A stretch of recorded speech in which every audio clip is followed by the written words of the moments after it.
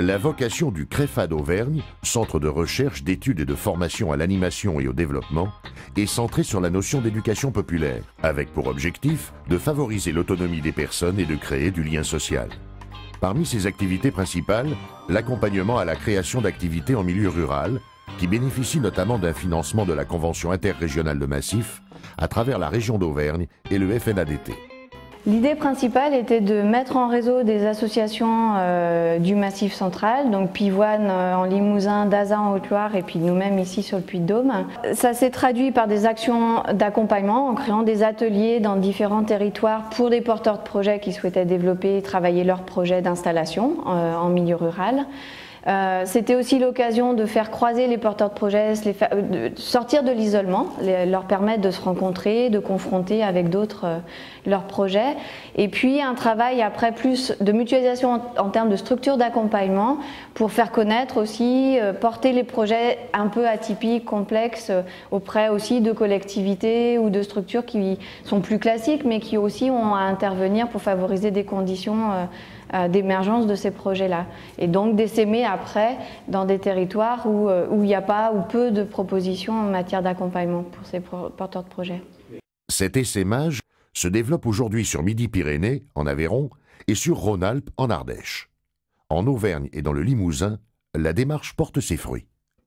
Dans les trois associations impliquées dans le projet, on accueille chacune entre 60 et 80 personnes par an.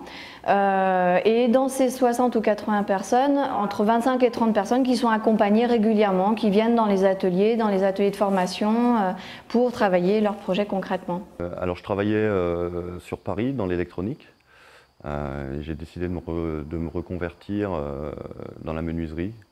Parmi celles ayant bénéficié d'un accompagnement, de Pivoine en l'occurrence, l'entreprise de Cyril Lallemand qui est en passe d'être créée près de Brive.